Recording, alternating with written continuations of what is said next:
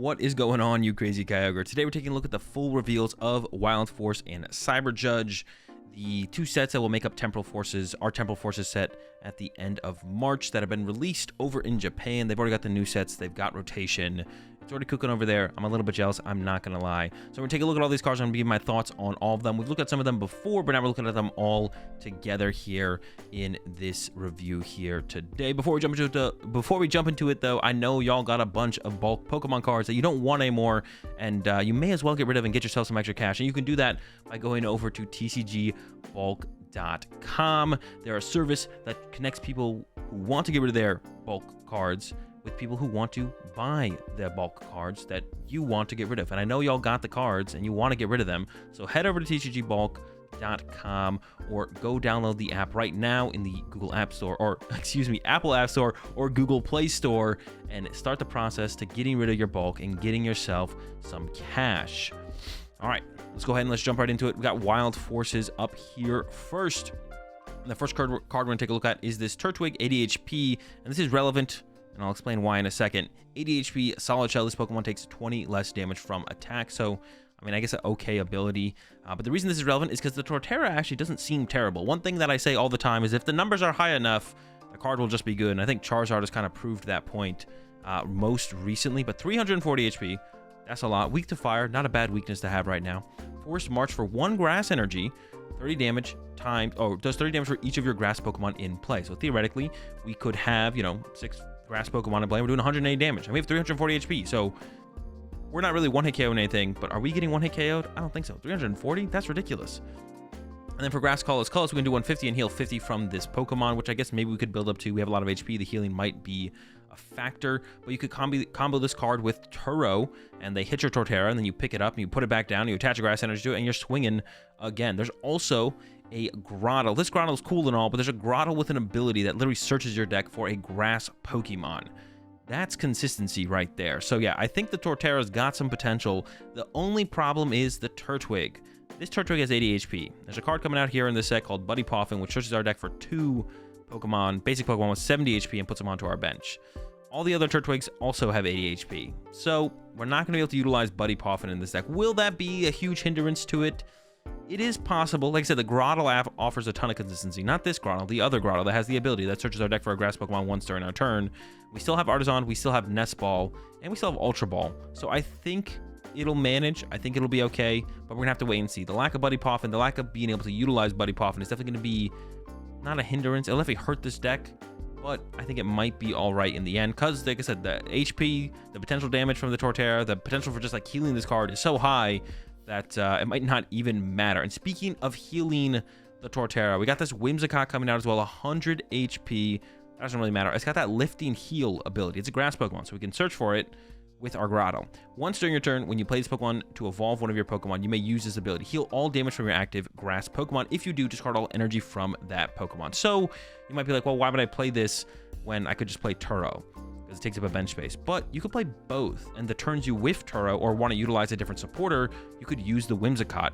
And then the turns you have the Turo and want to utilize Turo, you could play the Turo and then just not evolve your Cottony to a Whimsicott. And then we can always go search out our Whimsicott with the Grotle. That's kind of the biggest power here, I think, for the Whimsicott. The biggest reason to play the Whimsicott is we can just like have the Cottony on our bench and a Grotle on our bench, and at any point our Torterra gets hit and we want to heal it, we can go use Grotle to find Whimsicott, then use Whimsicott's ability to fully heal our Torterra, and then all we need is a grass energy to swing again for 180 damage. So yeah, there's some potential with this Torterra deck for sure.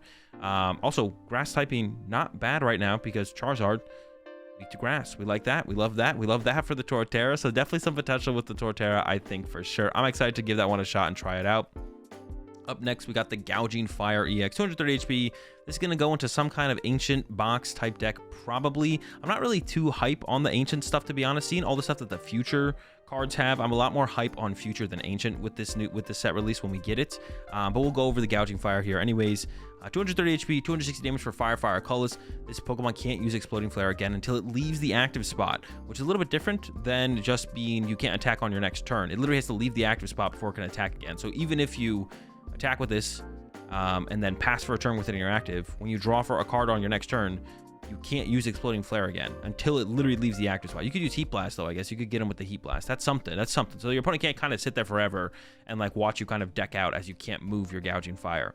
But 230 HP, you do 260 damage, which is a lot of damage, but I don't know, just like another Beat Stick 2-prize deck that can't really reach those really big numbers like the 330 that Charizard had. So, yeah, Gouging Fire, I don't think it's going to be it, to be honest. The Alligator. Okay, I overlooked this one last time, or when this first was revealed, the Alligator here, but I actually think there is some potential for the Alligator. I didn't really like think about fully the possibilities that you could actually make work with this card. It's got 180 HP, which isn't a lot. We're getting KO'd, right? But we have that Torrent Heart ability. Once on your turn, you may put 5 damage counters on this Pokemon. If you do, this Pokemon's attacks do 120 more damage to your opponent's active Pokemon during this turn. And then we have that Great Wave for Water. We do 160 during your opponent's next turn, or during your next turn, this Pokemon can't use Great Wave. So I was like, 2 Water Energy. We're losing Raihan. Bad. Didn't even think about it. But we do have Reversal Energy, so maybe we just fall behind. And then we also do have that double Rainbow Energy coming out as well in this set as an A-Spec card that combos great with Great Wave. So actually, for Alligator, I think does have some potential. Also, like, at the end of the game, if we want to KO a Charizard or something, we could go like Reversal Energy plus Crisis Punch, and we could do, we'd overkill a little bit, but, you know, we'd still be getting the knockouts. Because Crisis Punch does 280 damage. Charizard does have that 330 HP. Get a Crisis Punch involved with Torrent Heart. That's 400 damage. Nothing is surviving 400 damage. Even Torterra is not surviving 400 damage. This deck beats Torterra. Think about that. So yeah, there's definitely some potential here with the Alligator for sure. Yeah, definitely think this one has some potential. Excited to see what else we can do with it. I'm actually also not sure what other Totodiles and Croconaws are available, and this might be the only ones actually, to be honest, because we are getting the Relic An that allows us, we'll take a look at the Relic An in just a second here, that allows us to utilize the attacks of previous stages of Pokemon. So maybe there's some other, I don't think there is, I don't think we have another Totodile or Croconaw though. How do you pronounce this? Croconaw? I don't know. This is supposed to be like coconut, but I don't know. I'm not gonna worry about it. Yeah, for Alligator, I like it a little bit. It's got some potential. Also, maybe you could, like, for KOing Charizard at the very least, we wouldn't be able to play the double Rainbow Energy, but you could play the plus 50 damage to EX Pokemon, which would make our 280 become 330 up against the Charizard, which looks like it's going to be one of the main contenders for best deck in format post-rotation. From what I've seen from Japan, there's a lot of Charizard so far. I've seen a lot of Charizard. I mean, I'm not surprised. The deck's really good right now. There's no reason it would become terrible with the rotation and new set release. Walking Wake, this card is kind of like a tech card in ancient decks, I feel like, more so than anything. 220 HP. Cerulean Pulse. Damage from this Pokemon's attacks isn't affected by any effects on your opponent's active Pokemon, so effectively it gives all the attacks that this card uses shred. And then for Water Colorless, 120. If your opponent's active Pokemon is affected by any special conditions, the attack does 120 more damage. You got 3 energy on this. You can get the Brute Bonnet involved. You're doing 240, 250, but the Gouging Fire we just read for 3 energy is doing 260 flat, and you see like a switch card on the next turn to be able to utilize it again. So I don't think Walking Wake is going to be like a deck by itself, but it could be a tech card in ancient decks. Get a water energy involved with your Sadas, and then now you can shred through stuff like Mimikyu. Don't have to worry about that kind of stuff. So that it's more of a tech ancient Pokemon, I think, more so than anything. I don't expect it to be its own deck. The Bronzong. Now you might be asking yourself, why are we looking at Bronzong here? And we'll get to it. There's a really cool supporter card coming out that allows you to evolve your non-ability Pokemon on the first turn of the game, or when you put it into play. So like you can put the Pokemon into play and you can evolve it immediately with a supporter card. That is like pretty costly, but it would allow us to use a turn 1 potential Evolution Jammer for a Psychic Energy. 30 damage. Your opponent can't play any Pokemon from their hand to evolve their Pokemon during their next turn. That's not bad. That's not bad at all. That even, like, that just shuts down all evolution decks. You're only doing 30 damage. So, I don't know, a Charmander or two could heat tackle their way through this thing eventually. But there is potential here for this Bronzong for sure. I definitely think this Bronzong has potential. The supporter in general could potentially be utilized with the Venomoth for turn 1 item lock, or Banette for turn 1 item lock. Stuff like that could get kind of crazy. We'll have to wait and see how powerful it truly seems. Banette's really the main one I'm looking at for that supporter card. But we'll fully take a look at that supporter card here when we get to it. The whatever this Pokemon is called, for a colorless energy, has Summoning Gate. Look at the top 8 cards of your deck. Put any number of Pokemon you find there onto your bench, shove the other cards back into your deck. So we're getting a supporter card in this set that allows us to take any 2 cards from our deck and put them on top of our deck, and then we can combo that with the Summoning Gate of the Ranunculus and really just kind of set up whatever we want. I think this will make some cool meme decks. We've seen kind of some decks in the past with other Pokemon that have similar attacks, like the Orbeetle, that for each energy attached to it, we got to go search our deck for a Pokemon, I believe, and put it onto our bench. So we could see another cool meme deck be made with this. I don't know if there's enough like stage 2s in the format to currently would be powerful enough to combine together to like create like an unbeatable board once we set them all up through the Summoning Gate, but it's possible. I think it'll be more of a meme deck than anything. The Flutter Mane, 90 HP. I think we're gonna get a Flutter Mane EX eventually. That's gonna be like broken, but currently we just have the Flutter Mane with the Fluttering Dusk ability. As long as this Pokemon is in the active spot, your opponent's active Pokemon has no abilities except for Flutter Dusk. Good to shut down stuff like Comfey, but we currently do have Klefki that already does it. And then for Triple Colorless Energy, 90 damage, put 2 damage counters on your opponent's bench Pokemon any way you like. So could be like an interesting one of in ancient decks, I guess, to kind of include slow down your opponent potentially while still doing some damage. Like if you put this in a Roaring Moon deck and then like got a turn 1 Flutter Mane through energy attachment plus Sada plus energy switch, and you're doing 90 spread 20 while shutting down their Comfeys and stuff like that, I could see that being pretty good, especially with like Lost Zone decks losing Escape Rope. They don't have any solid ways around something like a Flutter Mane or a Klefki moving forward, and something like the Flutter Mane doesn't shut down your whole board the way Klefki does. So yeah, I think the Flutter Mane is actually pretty interesting for sure. I think it'll be a pretty powerful tech card in those ancient decks, definitely. Here is that Relic An I was talking about. Each of your evolved Pokemon can use any attacks from its previous evolutions. You still need the necessary energy to utilize those attacks up. But yeah, definitely an interesting card that I think will definitely see a decent amount of play throughout its time. I mean, it's kind of like a little bit niche, but this is a good ability. It's a good ability on a Pokemon, a basic Pokemon that's super easy to find, Artisan, Nest Ball, stuff like that. You can't buddy Puffin for it, but that's not going to stop you from finding the Relic An. Solid ability, and definitely going to see some value for sure. And the biggest thing is that it is a Pokemon. It's not like a tool card or something we have to find. We can just Ultra Ball for it, Nest Ball for it, like I said, and you'll be cooking. The Great Tusk, is Mill back? I don't know, but it's pretty cool. I'm definitely going to give this a try for sure. For 2 colorless energy, we got the Crust Collapse. Discard the top card of your opponent's deck. If you played an Ancient Supporter card from your hand during this turn, discard 3 more cards from the top of their deck. So we're definitely going to be wanting to play Ancient Supporters every single turn. Of course, the initial question is here, do you play this with Double Turbo Energy? Do you play this with Sadas? And because we need to play an Ancient Supporter every single turn, we probably have to play this with Sadas of some sort. Also, we only have 4 Double Turbo Energy. I think with this deck, you're going to be wanting to choose to go second, mill 4 cards, and then mill 4 every turn after that. And is that going to be enough to win games? Will you be able to consistently mill 4 cards every single turn? I don't know. We're going to find out. Counter Catcher, stuff like Crushing Hammer can be used to like slow your opponent down and force them to play the game. We're also getting some other pretty powerful control mill type cards as well in this set that could go with the Great Tusk. That definitely lead to the Great Tusk potentially being a viable deck, to be honest. A viable mill deck. We haven't seen a deck like that since like Cincino Mill. It's been a little while, but Great Tusk might be the next one in line. Okay, we got the Gengar EX up here next. 310 HP. It's a decent amount of HP. Got the ability, whenever your opponent attaches energy from their hand to one of their Pokemon, put 2 damage counters on that Pokemon. That ability has pretty much always sucked. And then we've got the Trick Step for 2 Dark Energy. We've seen that ability on quite a few Pokemon up to this point, and it's never been, at least in my time playing the Pokemon TCG, I don't think it's ever been good. Maybe before my time, before 2010, it was good. But yeah, as far as I know, that kind of ability has literally never been good. And then Trick Step for 2 Dark Energy, so pretty efficient attack for damage, or energy cost for damage. You may move 1 energy from your opponent's active Pokemon to one of their bench Pokemon. So a little bit of a disruptive attack. You're 2-hit KOing most things.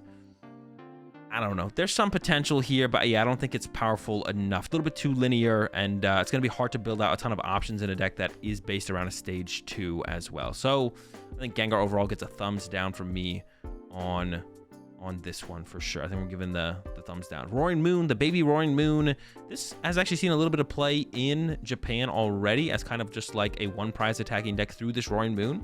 Got those Vengeful Feathers for 2 Dark Energy, 70 damage plus 10 more damage for each ancient card in your discard pile. So you have these Roaring Moons. I've seen lists with like 4 of this Koraidon, 4 Roaring Moon, and then also like 4 of the Flutter Mane. So you're kind of like a 1 prize type deck, and Roaring Moon is like your heavy hitter eventually. But this Koraidon I think is really, really good, and we've played in many different ancient decks as a solid 1 prize attacker.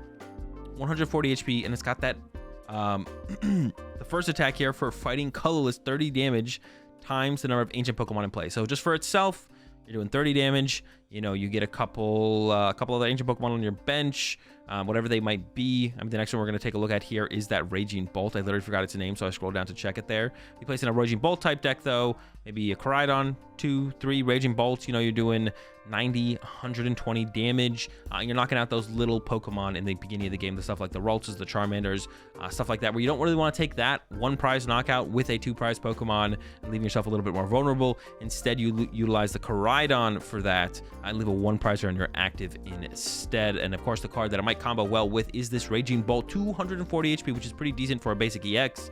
Burst Roar for a colorless, discard your hand and then draw 6 cards, so not bad to have a little bit of extra consistency on a card, but it's really all about this extreme ascent attack here for the lightning and the fighting. 70 damage. You may discard any amount of basic energy attached to your Pokemon and play. This attack does 70 damage for each card you discarded this way, and I think it'll be pretty mid. I'm not gonna lie.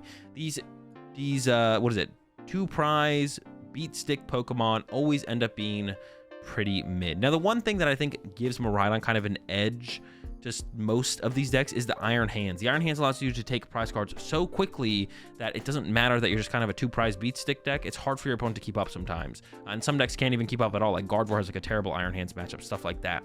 So the Raging Bolt, it feels a little bit more like a Roaring Moon. Roaring Moon's okay, but it's not like that tier 1, tier 2 potential. It feels like it's gonna be more like a tier 3 deck if anything.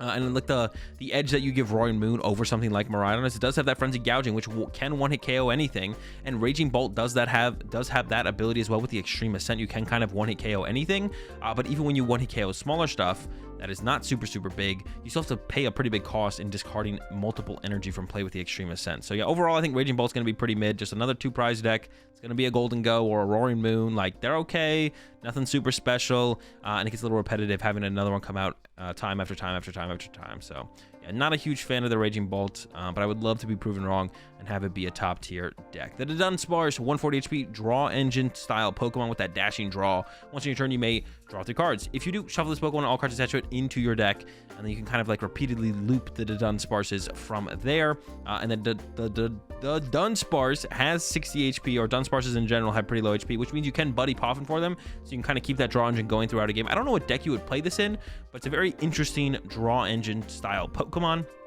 Is it better than a B-Barrel or a Kirlia? I don't know yet, but it's definitely very interesting, and I'm excited to try it out in some decks when it releases. I've already seen it in a couple lists in Japan, so yeah, I think there's definitely some potential there for that. The Cinccino here, 110 HP. So this card I thought sucked, but I've been seeing a couple lists, Lugia lists in Japan running this, and maybe it has some potential. It can actually hit pretty hard. So 110 HP. For 2 colorless energy, you do 70 damage times the number of special energy cards attached to this Pokemon. So you could run this in Lugia. You know, your Archeops can accelerate 4 energy cards to your Cinccino. That's 280 damage, and then you attach for turn. That's 350 damage. You are kind of KOing everything in the format. Like, that's not bad. You're carrying Torterra. We're talking Torterra numbers out here. That KO's Charizard, that KO's Torterra. Like, you can hit pretty hard things. Now, how many times can you make the Cinccino hit that hard? And what is stopping Charizard from just boss KOing an Archeops before you get a Cinccino set up? Nothing really, but it is possible that the Cinccino maybe is strong enough to bring Lugia back from the depths. I do think Lugia will have its rise back to the top eventually. I don't know if Cinccino is quite the tool it's missing to get there, but as we get more special energy into the format, it definitely is very likely that Lugia will rise to the top and be a very powerful deck once again. I don't know if Cinccino is good enough. It is another like stage 1 you're adding to the deck as well, which isn't great, but the potential is there for sure. Getting into the item cards, the first one we'll look at here is that order box. Search your deck for 2 item cards, reveal them, and put them to your hand, then shuffle your deck. Your turn does end after you play this. It is an item card. I think maybe in Arven style decks, this could be interesting as like a one-of, or Irida type decks would be decent as a one-of. But besides that, seems okay. The Awakening Drum, the ancient card. This card is crazy. Draw a card for each of your ancient Pokemon in play. So now, theoretically, for most ancient Pokemons, you will have a Radiant Greninja on your bench, and maybe even a Squawkabilly. So some games you're only be drawing like 4 cards with the Awakening Drum in these ancient box type decks, but maybe you'll get that 5 if you don't have the Squawkabilly in play. But that's pretty good for an item card. An item card that says just draw 4 cards. That's consistency right there. That's pretty good. Now, is it better than Prime Catcher? That's a tough call, to be honest. Prime Catcher, a little bit more situational. Something like the Awakening Drum could just draw you into a boss's orders when you need it, but it could also draw you into anything else you could also need in any situation throughout a game, whereas Prime Catcher is Prime Catcher. It's going to gust something up off your opponent's bench, whereas Awakening Drums could get you a boss's orders, it could get you a research, it could get you a Sada, could get you all kinds of things. The Prime Catcher is always a Prime Catcher, so I maybe value the Awakening Drum a little bit higher in these Ancient decks than something like the Prime Catcher. The VIP Pass replacement, the Buddy Puffin. In some decks it'll be better than VIP Pass, in some decks it'll be worse. Search your deck for up to 2 basic Pokemon with 70 HP or less, put them onto your bench, then shuffle your deck. But unlike Battle VIP Pass, it can be used at any point in the game. It doesn't have to be on your first turn. So it's going to be a very good card in stuff like Charizard, Gardevoir if it survives. Unfortunately, I can't find Turtwig for Torterra, but hopefully Torterra figures it out. So yeah, the Buddy Puffin, pretty sick, pretty powerful card, and definitely going to see a ton of play. Actually, over in Japan, people are doing stuff where they're like, in Chi and Pao, they're playing Ditto, the one that on your first turn of the game is the only time you can utilize its ability. It swaps for a basic Pokemon in your deck. People are playing it with Buddy Puffin in like Chi and Pao, so you can Buddy Puffin for the Ditto, put the Ditto in the active, it becomes a Chi and Pao, you can use Shivery Chill to go find your energy. So that's kind of cool. So yeah, Buddy Puffin, broken card, gonna see a decent amount of play for sure, a ton of play for sure, to be honest, especially in these stage 2 decks. The 1 prize or the 2 prize basic EX decks won't be able to utilize it quite as well, obviously, or utilize it at all, but going to be a mainstay in the stage 2s for sure. The emergency board, this one just kind of confuses me. I feel like there's something else going on here with this the extra effect on the emergency board. While it's attached to a Pokemon, that Pokemon pays 1 less colorless to retreat, and if that Pokemon has 30 HP or less, it has no retreat cost. I mean, obviously that can combo with Roaring Moon. I don't think I'm playing an emergency board in my Roaring Moon deck, though, to be honest. So yeah, this card is interesting. The extra effect here is just kind of curious for sure. I'm not sure why it has that, but maybe there's a reason. But yeah, being able to pivot Pokemon's going to be pretty powerful. Comfy's going to love this for sure. Any deck that plays Mysterious Tail Mew might take advantage of this as well. A tool card to get multiple uses out of a single Comfy or a single Mysterious Tail Mew is, of course, always going to be super, super powerful. So yeah, the emergency board, definitely a going to be a powerful card in the former releases. The Maximum Belt. So what I've been seeing a lot of Charizard decks run recently in Japan. Now, I don't know if that's just because people don't have Prime Catchers yet, or people actually like the Maximum Belt, but it does allow your Pokemon that this is attached to do 50 more damage to your opponent's active Pokemon EX. That's it. 50 more damage to Pokemon EX, not even V Pokemon, not V Stars, none of that. Just Pokemon EX, you're doing 50 more damage. Really good against Charizard. And if Charizard is really good, you might want to play it in your own Charizard deck to beat their Charizard deck. So yeah, definitely going to be a card that sees a lot of play, especially as we transition further and further away from the Vs and the V-Stars. You know, next rotation, we're going to be like all EXs. So we'll be all in on EXs, and the Maximum Belt will probably start to see its true potential in those formats. The Explorer's Guidance. This will probably be a pretty good card in that Great Tusk deck, the Mill Great Tusk deck, because we probably will play 4 Sada in there, but if we're going to play double turbos as well, we don't need to play Sada every turn, and also we might not find Sada every turn, so just playing more than 4 supporters would be also pretty sick. And the Explorer's Guidance will also help us find potentially some double turbos. Look at the top 6 cards of your deck, put 2 of them into your hand, discard the other cards. I don't think this will be great in anything else, to be honest. This is a reprint of Hapu for anyone who played when Hapu was a thing. Hapu was not a very good supporter either. It was actually pretty bad. Was seen in a couple decks, though, during its time. But yeah, going to be played in the Great Tusk Mill deck. That'll be cool. But besides that, I don't really see this one being a mainstay at all. Eerie. Some people have been talking about this card as if it's a little bit too powerful. I don't know, to be honest. Look at your opponent's hand, choose 2 item cards you find there, and discard them. That's a pretty good effect if you get pretty good item cards. But item cards are usually played pretty aggressively. Like, you see your Nest Balls, you see your Ultra Balls, you play your Nest Balls, you play your Ultra Balls. Stuff like Rare Candy, though, in Charizard decks, if you can catch a Rare Candy or 2 with an Eerie, combo that with a TMD Evolution, that can be really pretty tough for something like a Charizard deck to recover from, to be honest. Also, you get the info on what is in your opponent's hand and what are they capable of on their following turn. So like early game, mid game, hitting your opponent with this could lead to a ton of information to utilize to make your next choice around. So yeah, Eerie, it's definitely powerful, but I don't think it's going to be, hopefully it doesn't create like a toxic game. The game doesn't feel toxic with Eerie releasing, like every deck plays 1 or 2 Eerie, and when you go second, you just try and turn 1 Eerie your opponent, shenanigans like that. Hopefully that is not where the game goes with Eerie, but I think if it does become a very popular card, you can just kind of play around it, right? You can just play your items a little bit ahead of time and put yourself in a situation where the Eerie doesn't just destroy your current hand, and then your opponent like has a dead card in their deck, or if that's their only supporter in hand to try and utilize, and they're drawing slow, but so they need to slow you down, but you play around it, then they're not really doing very much for their turn, right? So I'm not sold on this being like creating like a super toxic gameplay or anything like that. We'll have to wait and see for sure, but powerful nonetheless. Morty's Conviction, you can only use this card if you discarded another card from your hand. Draw a card for each of your opponent's benched Pokemon. This honestly could be pretty powerful. I don't actually think, I'm trying to think of like, I mean, Ultra Ball, obviously. You can only use this card. Oh, wait, you can use this card only if you discard another card from your hand. Oh, I read this wrong. I thought we had to like have previously discarded a card from our hand during our turn to be able to utilize this. This just says you have to discard a card. Wait, you can use this card only if you discard another card from your hand. Oh, okay, so we just play it, we discard a card. I read it as if we had to have previously discarded a card before we played the Morty's Conviction. Draw a card for each of your opponent's bench Pokemon. So actually not too bad, to be honest. We discard a card, and then we're usually drawing like probably 4 to 5 cards there. 3 to 5, I guess, depending.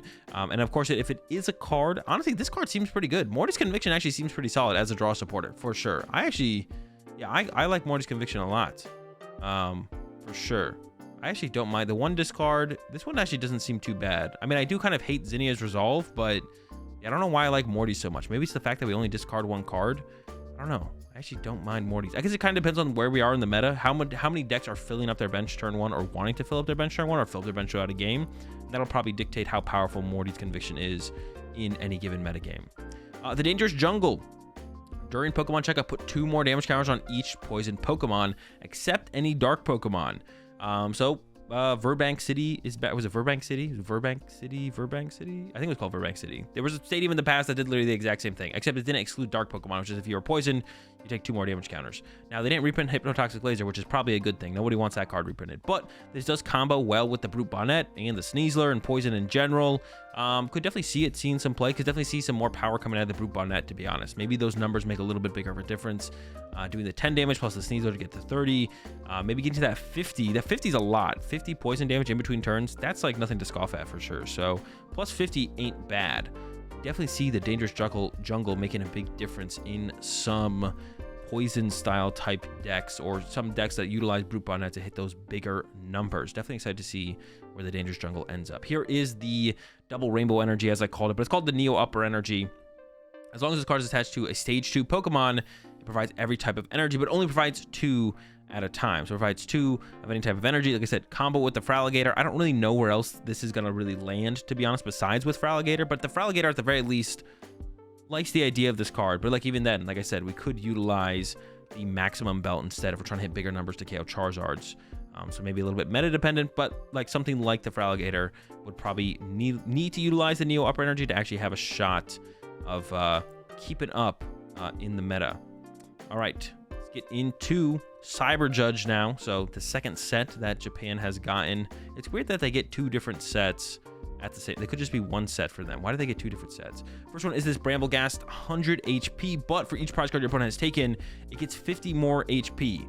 And it's got the powerful needles for Grass Collis. The attack's kind of irrelevant on this, but it's 80 damage for each. You flip a coin for each energy attached to the Pokemon. You do 80 damage for each heads. I think there's like some potential for like a Bramble Gas, maybe like control style deck. The more prize cards your opponent draws, the more HP this thing gets until it eventually has. What does it get to? Like 350 HP if your opponent has 1 prize card remaining.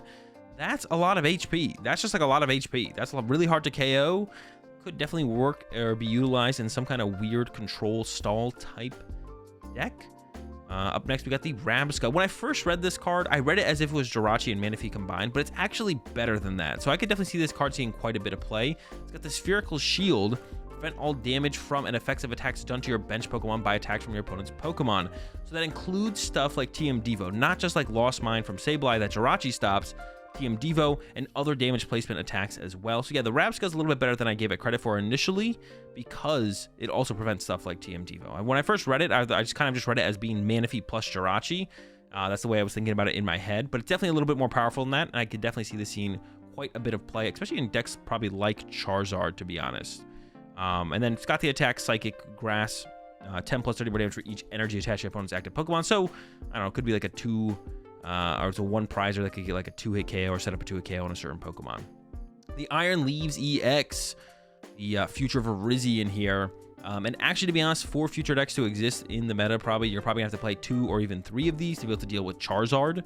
So it's going to kind of be a mainstay in future decks, probably, at least on release, as long as Charizard is as popular as it seems like it's going to be. It's got that rapid ability. Once on your turn, when you play this Pokemon from your hand onto your bench, you may switch this Pokemon with your active Pokemon. If you do, you may move any number of energy from your bench Pokemon to this Pokemon. So very quickly, this thing is going to be able to be set up. It goes from the bench to the active, as well as it gets any energy it wants from your Pokemon to itself. And then it's already swinging for that 180 damage for Grass Colors. During your next turn, this Pokemon can't attack. So you're like one-hit KOing Charizard RDX just with this Pokemon off the rip. So yeah, super efficient Pokemon to get into play and get set up. And it's a grass type, so KO's Charizard. So honestly, yeah, I think future decks going to be rocking 2 or 3 of these to be able to keep up with Charizard. And it might be enough for them to actually keep up with Charizard. That's the biggest thing. Is that enough? It's still a 2-prize Pokemon.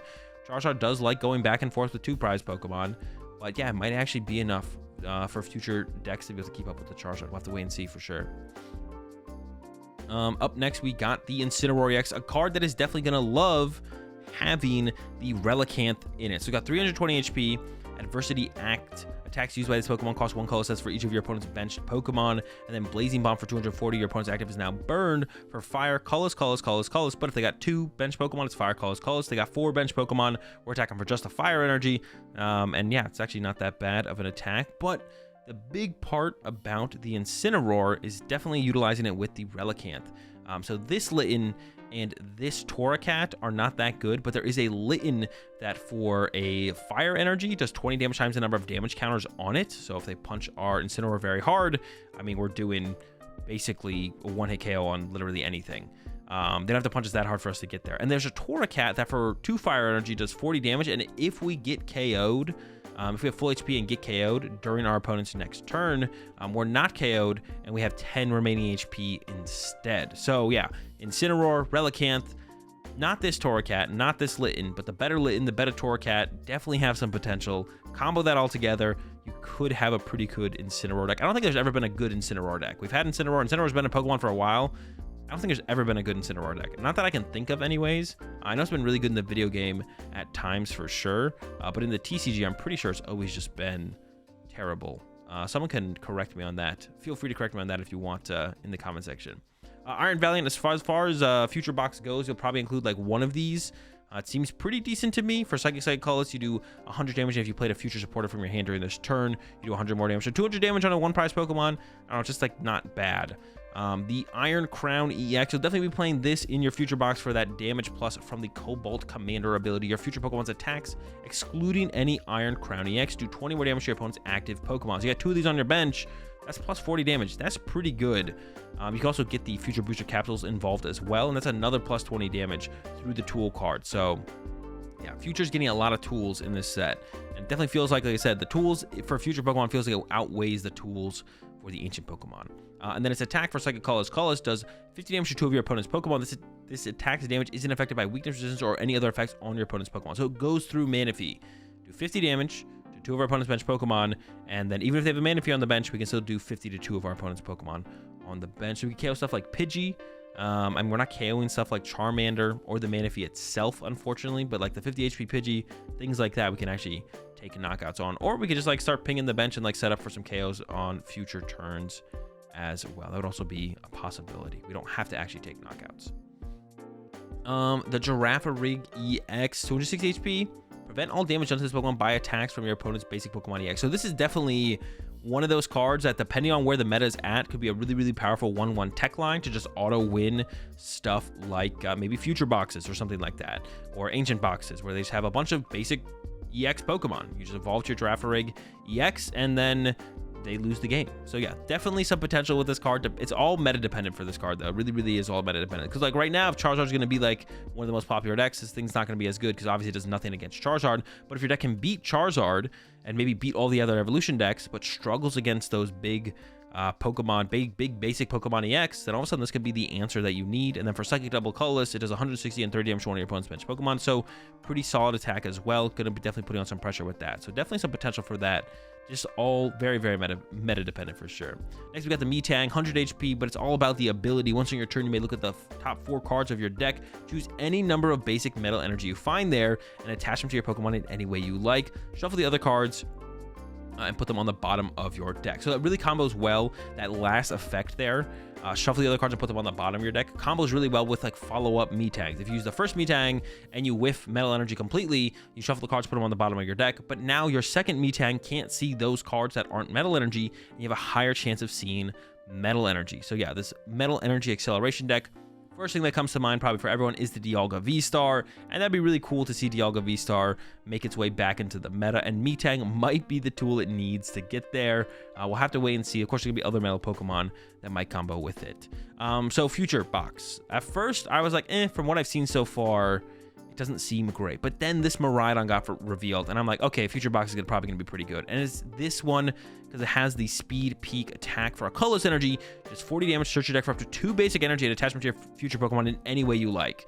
40 damage, but then we bet an Iron Crown or 2, and it goes from 60 damage to 80 damage. We get a Future Booster Capsule on the Miraidon. We're doing 100 damage. We're KOing stuff like the Charmanders, the Raltses, those low HP Pokemon, getting ourselves an initial prize card, accelerating 2 basic energy into play to set up for our future attackers, and we're cooking from there. Yeah, without this Miraidon, Future Box looked pretty abysmal, but we were all kind of knew that we're kind of waiting for some kind of future energy acceleration because it lacked it so heavily. And yeah, the Miraidon is here. It has the Speed Peak, and it's ready to give Future Box the energy acceleration it needs to actually be competitive in the meta. And then for Lightning Psychic, Sparking Attack, 160 damage. Nothing really to look at there, to be honest. It's all about that first attack there. I'm going to keep going. I will actually mention this P-Dove here, to be honest, because the ability is actually really, really powerful on this P-Dove.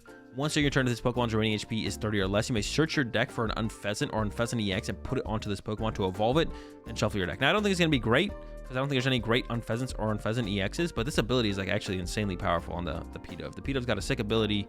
Unfortunately, there's no sick Unfezants to go with it. So I was talking about Mill. Right? And a couple more cards that we get that work well with Mill. One of them is the Hand Clippers. Now, we're milling cards from our opponent's deck, and our goal is to make our opponent deck out with that Great Tusk deck. But one strategy that consistently gets executed against Mill decks is, especially when there's a powerful supporter that shuffles your hand back into your deck, like Iono in the format, or even Judge. Wait, does Judge rotate? Actually, I don't even know. Like Iono in the format.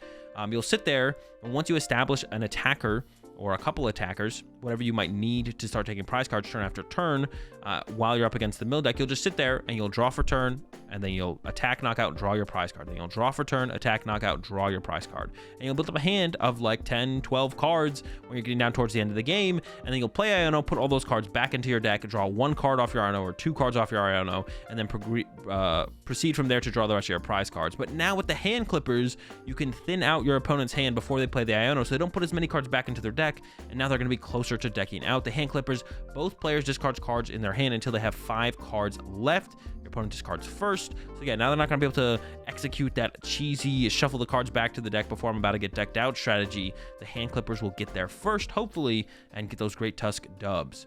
The Prime Catcher, here it is. We've all seen it. We all know what it does. We'll go over it real fast. Switch one of your opponent's bench Pokemon to the active spot. If you do, switch your active Pokemon with one of your bench Pokemon. Pretty good. Seems like the best A spec. Let's move on. Reboot Pod, another powerful energy acceleration tool for the Ancient Box decks. For each of your future Pokemon in play, choose 1 basic energy from your discard pile and attach it to that Pokemon. That's a crazy amount of energy acceleration, potentially. Now, all your energy being split up like that might not be great, but like Virizion, for example, pulls all your energy together to itself. So utilizing this with Virizion for the Charizard matchup is definitely very, very powerful. And like setting up attackers throughout the game is going to be a pretty big deal as well. So yeah, super powerful energy acceleration tool for the future Pokemon. On top of that, Miraidon that they're getting as well. The Hero's Cape, plus 100 HP to a Pokemon. That's it. That's a lot of HP. I don't think it's bad for sure. I mean, it doesn't seem as powerful as Prime Catcher, and Lost Vacuum exists in the format, but hey, maybe it'll work for a couple decks. The Heavy Baton in here, another tool for those future Pokemon. If the Pokemon with a retreat cost of exactly 4 this card is attached to is your active Pokemon is knocked out by damage from a Pokemon's attack, move up to 3 basic energy cards from that Pokemon to your bench Pokemon any way you like. Specifically, this is going to combo really well with Iron Hands. Iron Hands has 4 retreat costs. You want to be attacking with it early and aggressively. Hey, if you can get a Heavy Baton on that thing, and then you can conserve 3 of the energy on it to your bench, that's just good. Yeah, Heavy Baton seems disgustingly powerful with Iron Hands. I don't know what else you'll really utilize it with that'll be, you know, top tier, but Iron Hands loves the idea of the Heavy Baton for sure. Even like a Miraidon style build with Iron Hands, you would definitely want to include this as like a one of. Becomes like a more powerful tool than like the EXP share that people have been running recently. Lost Vacuum might just have to become a staple, to be honest, because of this card. Cryptomaniac's Deciphering. This is the future supporter that I was talking about earlier. Search your deck for 2 cards, shuffle your deck, and then put those cards on top of your deck in any order. It's okay. We've seen cards like this in the past. Mallow is the one that we've had most recently that did this exact same effect. And yeah, it's all right.